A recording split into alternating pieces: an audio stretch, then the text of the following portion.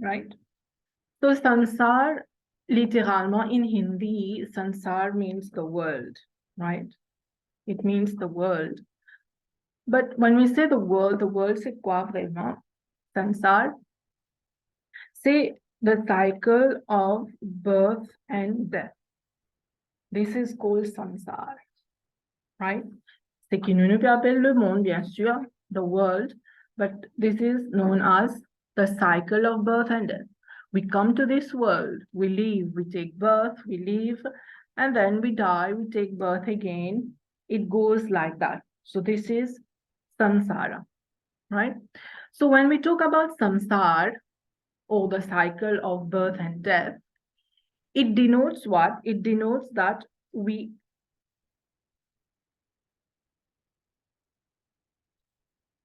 are wandering.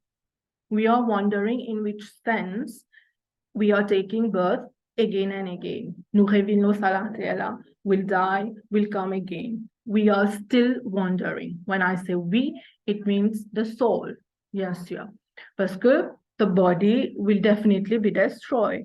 And then there will be another birth, right? There will be another body. So the soul is still wandering. The soul has not yet attained its true nature, you can say, its true nature, that is becoming one with God, merging with the Supreme. That's why we come again in this sansar again and again. If you see the word samsar, right, it comes from the Sanskrit root, right? It comes from the, Sanskrit root, samsri, which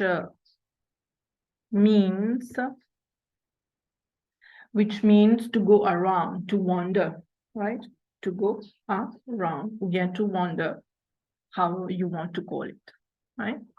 So to wander, to go around in this world in any form, going around in any form, can be in the form of plants. We take birth as plant. We come as animals. Now you have different types of animals. We have insects and on. And then finally, we come to the human being, which is the superior body, right? Human being, the human body, plutôt, the superior body, which we attain at the end. Quand nous faisons karma, nous trouvons ça the four gross bodies, no? Which the soul goes through. So, c'est ça samsara, that we are wandering, we are going around.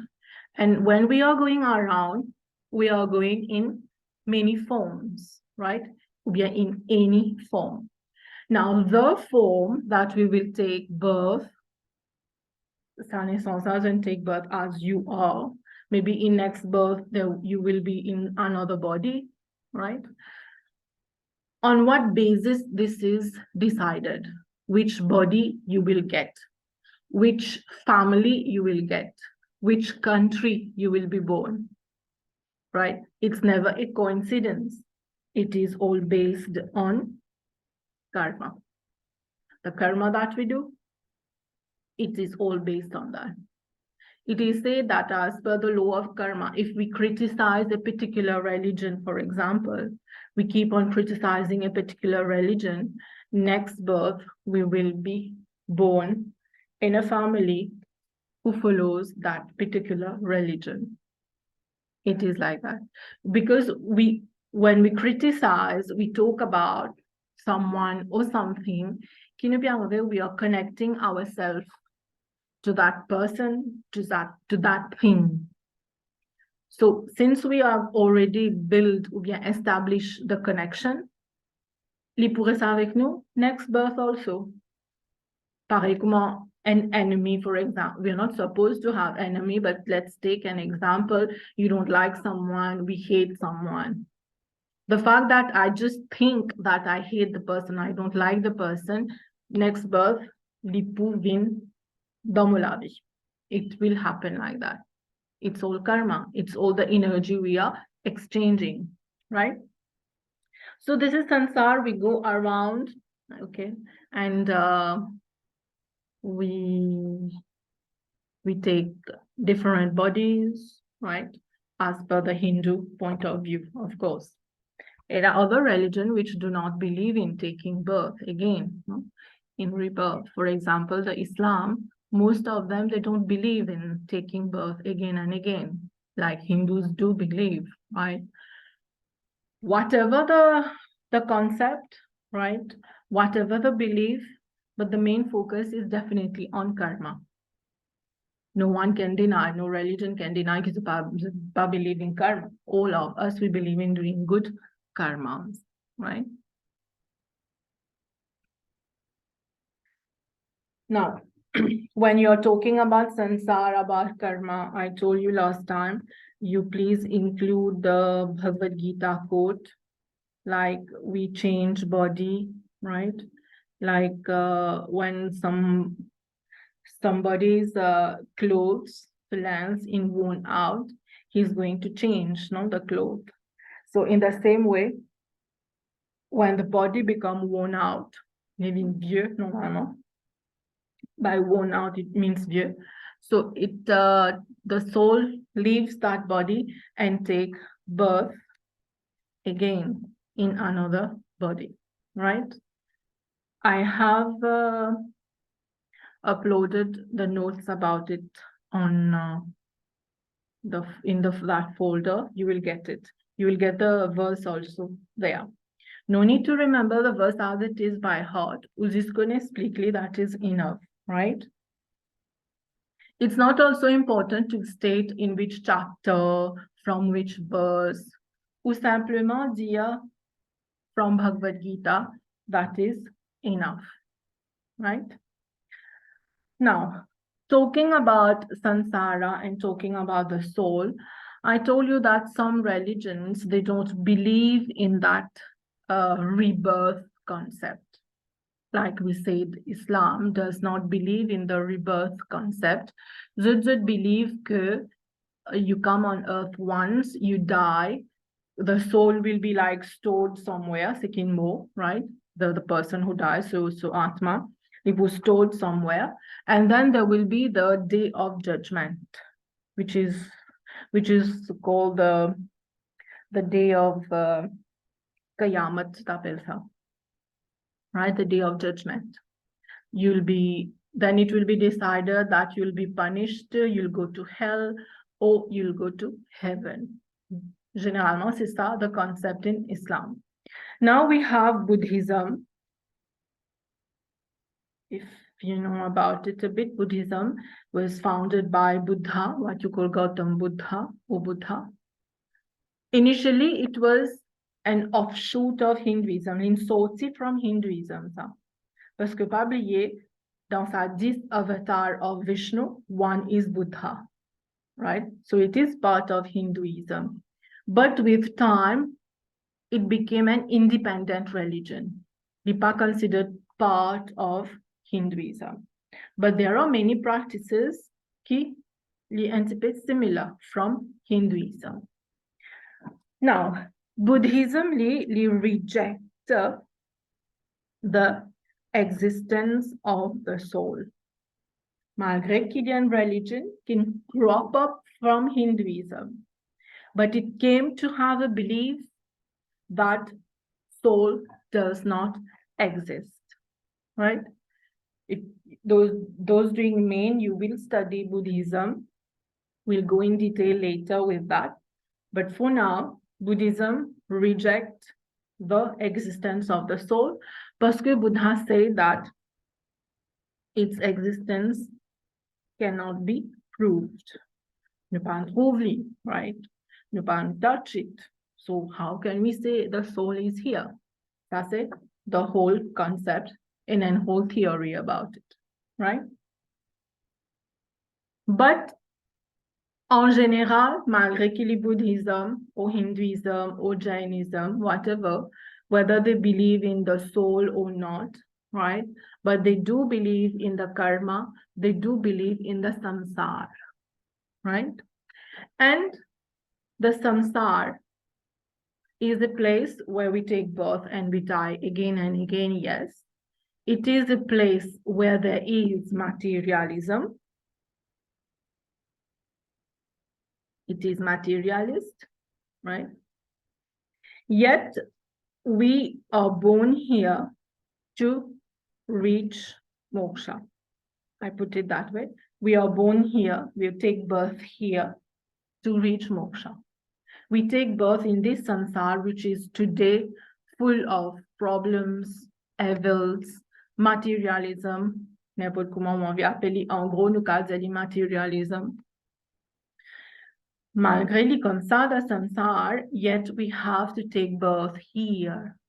Why do we need to take birth here? Parce que we need to reach moksha. That is our aim, to reach moksha. We may have various goals in life. For example, we want to earn money. We want to earn earth. We want to enjoy calm. We want to enjoy sensual and sexual pleasures. Yeah, that is okay. Les normal. Tout ça là, c'est, on appelle ça natural urges. If someone wants to enjoy sensual pleasures, that's fine. God created us like this, right? But malgré qu'il y a tout ça là, right? Our aim, our goal still remains to get moksha. Our aim is still that, getting moksha, right? So how should we be living in this samsara? So those who just joined, we are doing samsara. Samsara means the world, ou bien on appelle the cycle of birth and death. We take birth again and again here. And yet we need to live in this world itself to get moksha. Malgré qu'il y en a beaucoup impureté, il y en a beaucoup materialism, right? So how do we need to live in this samsara, right? Yes, Divya? Ma'am, as you're talking about samsara, I have read it somewhere. I don't know, maybe Isha Upanishad, it is said that the world, the samsara is Maya, illusion, and the ultimate goal is to be enlightened by praying to God. To God, to the sun especially, yeah. Yes. Or to fire. Yes, it is. It is an illusion. C'est ça, the materialism. It is an illusion. Yet we have to live here. It is Maya. We'll come to that. Definitely, you can use that in your work, right?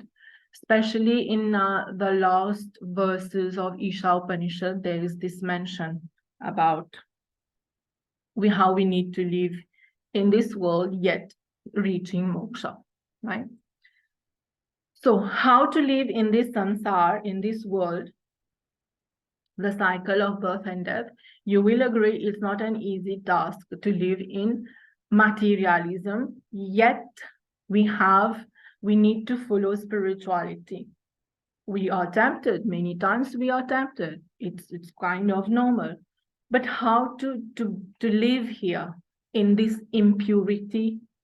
Comme on peut dire impurity, c'est mon père mean materialism. Dans n'importe quelle façon materialism, maybe we are egoistic, we are arrogant, we do evils, no? Evil actions, whatever. Here you can take the example of a lotus to explain that, a lotus flower. When you see a lotus flower, okay, you will never, on the lotus flower, you will never see mud on the lotus. The lotus is very beautiful, right? So when it flourishes, it blooms, the flower, there is no mud on that. But the flower comes from mud. So racine, tout à fait, is sorti from mud. The stem also comes from mud. Is the flower affected by the mud, living in the mud? No. Quand il peut flourish, there is no mud in it. on appelle ça, there is no tinge of imperfection, right? This is how we need to try to live in the samsara. We have lots of problems around us. We have temptations around us, negativity around us. Nous pouvons bien vivre là-dedans même. There is no other way we can go. Nous pouvons bien vivre dans sa le monde, dans sa samsara là. How to be, how to live. It's difficult. Parfois, and are negative people around you, finally you come to fall in that same negativity, right? But we must be like the lotus. Here, whenever you explain about samsara, you take this example here, right? So this is about the samsara plutôt, bien usually samsara, whatever, right? So we are born here. We have to do our action here, right? There is no other place to go elsewhere. So, et aussi c'est parce que why do we have this materialism? We are living in Kali Yuga, no? We are living in Kali Yuga. So we are bound to live with that. Ou bien parfois to fall in that trap of Kali Yuga, right? We are bound to. So at times we can't avoid. But yeah, we need to do the right effort. The right effort to be able to get moksha. We'll do that later in later sessions. Comment nous sommes capables de gagner moksha, right? So this is a bit about samsara, which means the cycle of birth and death. Nous prenons naissance, nous morts, it continues like that, right? And malgré cela, we have to live here. We can't go elsewhere. With that, I will start Maya, right? So Divya just said something about Maya. This world is Maya, is illusory. It is said,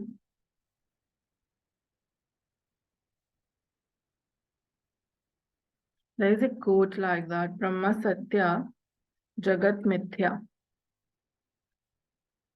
Sorry. Brahma Satya Jagat Mithya, that is Brahma, that is God or the Supreme, is the truth. Right? God is the truth, the Supreme is the truth. And Jagat, which means the world, or you call it the samsara, is illusion. Right? And of course, we have to live in the illusion, as we say. So you can remember this to write in your work. Brahma Satya Jagat Mithya. Mithya means illusion.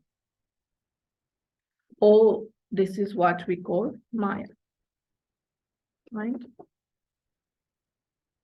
So when we talk about Maya, I was just telling in the beginning, Maya is both positive and negative, right? Negative, like Maya brings us temptations. Let's say you are doing something nice, something good, a good work. Tout le temps, on peut gagner un petit pensée dans la tête, oh, on va bien faire ça. Or I'm feeling lazy to do that, no? This is the effect of Maya, the negativity, right? The negative aspect of Maya. You can take the example here. Buddha, he was in meditation. When finally, after wandering for so many years in the forest, he sat under a tree, he did meditation. After 3 days, he got liberation, he got enlightenment. But when he started doing meditation, he was getting so many thoughts of ou bien about his family, especially quand il était dans la forêt, right? Before that, his son was born, and he left his son, the baby. He went in the forest to do meditation. So he was getting many thoughts about his family, about his son.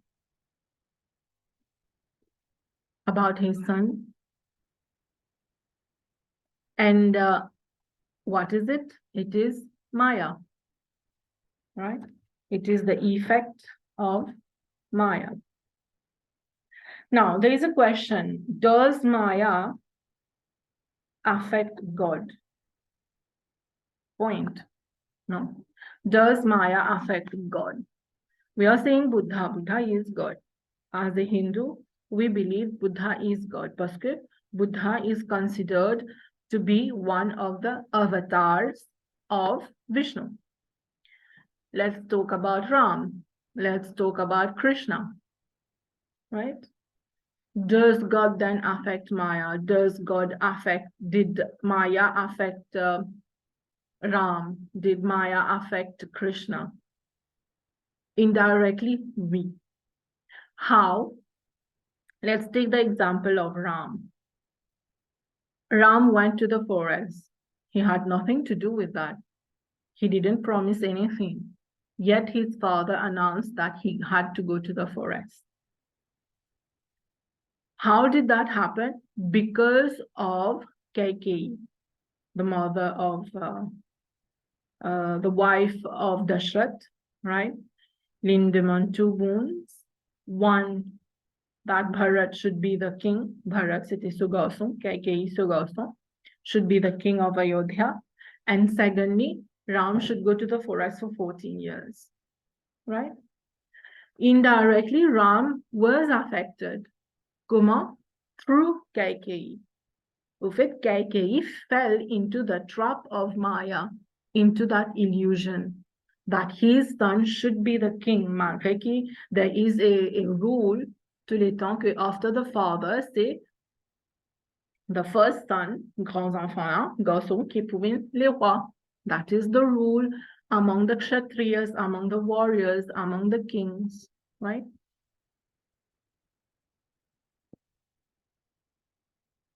So indirectly, he was affected. When he took that avatar, Kaikeyi asked those 2 boons, and finally Ram had to go to the forest, right? But, en effet, God, the Supreme, n'est pas affected by Maya at all, right? Maya cannot affect him ou bien God or the Supreme. But if you take the stories of Krishna, of Ram, you will see indirectement he had to go through challenges in his life. But this didn't affect him directly, because of the other characters around him, right? But Maya cannot affect God, right? God is beyond everything, no? We said God is beyond all, beyond the 3 gunas, beyond time, beyond space, beyond everything, right? He is not affected by anything. Good. So coming back to Maya. Yeah, the word Maya, we have 2 words in that, Ma and Ya, right? Ma means not. And Ya means, which connotes this, right? So this is what you call not this, Maya. There's another version of this, not this, not this. It is called Neti Neti. We'll do that afterwards. You will come across this maybe when you are reading things. Not this, which is Neti Neti. Ça ne peut faire après. Ou bien those who have already done. So Maya means not this. That is, Maya is an obstacle in our life. An obstacle, create obstacle. And create obstacle, maybe you can say purposely. Maybe you have heard about, no, bon Dieu prend nous teste, bon Dieu testez-nous, right? If we'll be doing good ou bien non. Whenever you decide to do something in your life, suddenly you will see 2 paths now. After taking your decision, you will see 2 paths, path A, path B. Then you come to decide, should I go path A, or bien you get tempted to go on the wrong path, path B. This is the work of Maya, to give us that temptation. C'est ce travail, ça, to give us that temptation, right? To let us fall in her prey. Normalement, for Maya, we use her, right? In her prey, in her trap. And comment dire, bon, this is what she does. She helps God in a way to do that. To help us distinguish what is right, what is wrong. Ou bien, si nous pas distinguish what is right, we will fall in the trap. Here, which is important, is Gyan. Gyan is important. Gyan means knowledge, right? Or you call that Vivek also. Vivek means wisdom. We need to have the proper knowledge. We need to have the wisdom, the power of discrimination. What is right? What is wrong? And if we don't have that wisdom, we will fall in the trap of Maya, right? It will be easy to fall in the trap of Maya. That is the difference between a wise man and an ignorant man. Bhagavad Gita, Krishna has explained that the wise man always follow the right path. He does not fall in the trap of Maya, the ignorant man. Par contre, the wise man, he can overcome all the obstacles. He can overcome Maya. For example, I was telling you Buddha, when he was doing his meditation, he was having many thoughts of his family, that his family might be suffering because he's not there and all. But he didn't give up. Lipanles Maya affect him and his meditation. He continued, he fought Maya, and he did his meditation. And after 3 days, he got enlightenment. This is the example which definitely you can use, right?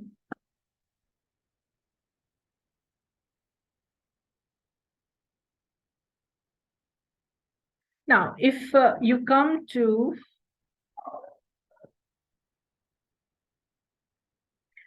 let's come to this part first, après nous the next one.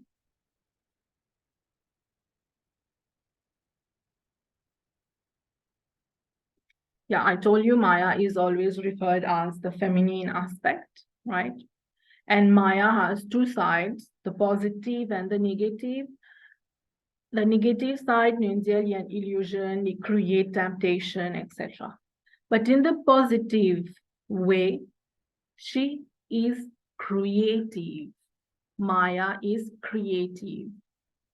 Qui veut dire Maya is creative? That is, she helps in doing creation, right? She helps in doing creation.